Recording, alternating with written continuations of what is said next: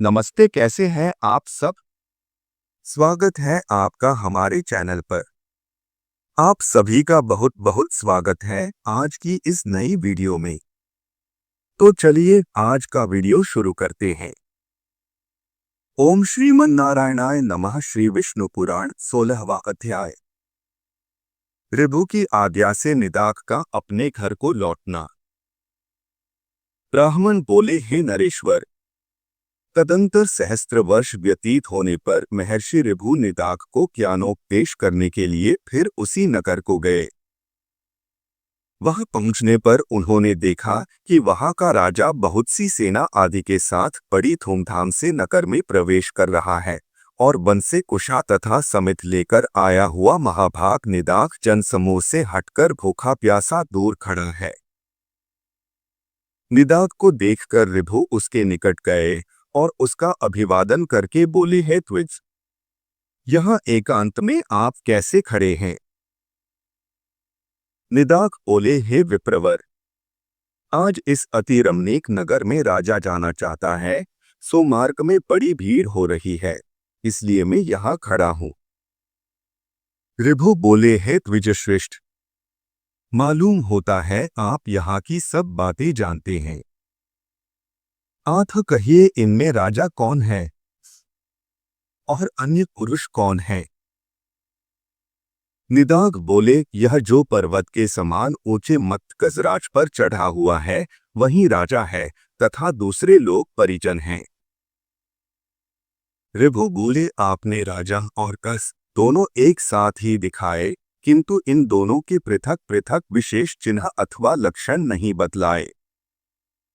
आठ है महाभाग, इन दोनों में क्या क्या विशेषताएं हैं यह बतलाइए।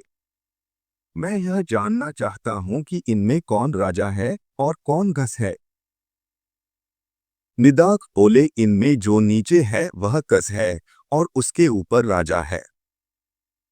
हे द्विज, इन दोनों का वाह्यवाहक संबंध है, इस बात को कौन नहीं जानता।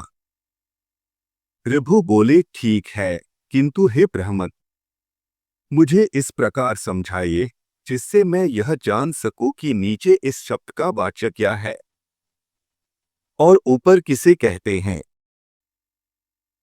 ब्राह्मण ने कहा। ऋभु के ऐसा कहने पर निदाघ ने अकस्मात उनके ऊपर चढ़कर कहा, सुनिए, आपने जो पूछा है वही बतलाता है।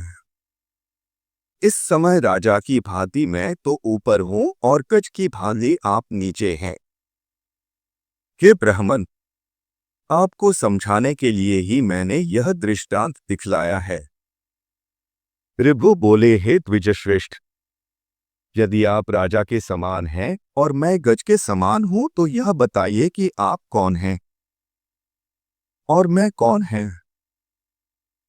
प्रहसन ने कहा। ऋभु के ऐसा कहने पर निदाघ ने तुरंत ही उनके दोनों चरण पकड़ लिए और कहा, निश्चय ही आप आचार्य चरण महर्षि ऋभु हैं। हमारे आचार्य जी के समान अद्वैत संस्कार युक्त चित्त और किसी का नहीं है। आत्म मेरा विचार है कि आप हमारे गुरुजी ही आकर उपस्थित हुए हैं। ऋभु बोले, हे निदाघ, पहले तुमने सेवा शुश्रूषा करके मेरा बहुत आदर किया था। आठ तुम्हारे स्नेहवश में ऋभु नामक तुम्हारा गुरु ही तुमको उपदेश देने के लिए आया हूं। के महंते, समस्त पदार्थों में अद्वैतात्म बुद्धि रखना यही परमार्थ का सार है जो मैंने तुम्हें संक्षेप में उपदेश कर दिया।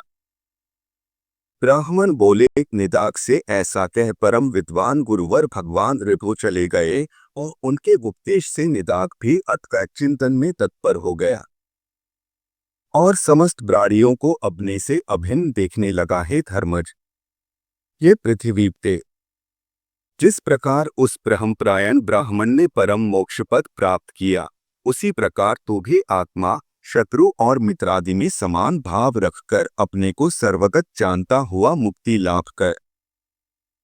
जिस प्रकार एक ही आकाश श्वेत नील आदि भेदों वाला दिखाई देता है, उसी प्रकार भ्रांत दृष्टियों को एक ही आत्मा पृथक पृथक दिखता है।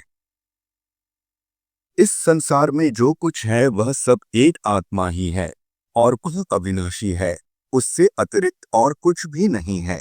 मैं, तू और ये सब आत्मस्वरूप ही है। आठ भेद ज्ञान रूप मोह को छोड़। श्री पराशर जी बोले, उनके ऐसा कहने पर सौवीर राज ने परमूर्त दृष्टि का आश्रय लेकर भेद बुद्धि को छोड़ दिया और वे जातिस्मर ब्राह्मण श्रेष्ठ भी बोधयुक्त होने से उसी जन्म में मुक्त हो गए। इस प्रकार महाराज भरत के इतिहास के इस सारभूत वृत्तांत को जो पुरुष भक्तिपूर्व कहता या सुनता है, उसकी बुद्धि निर्मल हो जाती है, उसे कभी आत्मविस्मृति नहीं होती और वह जन्म जन्मांतर में मुक्ति की योग्यता प्राप्त कर लेता है। इति श्री विष्णु पुराणे द्वितीयेंशे षोडशोऽध्यायः।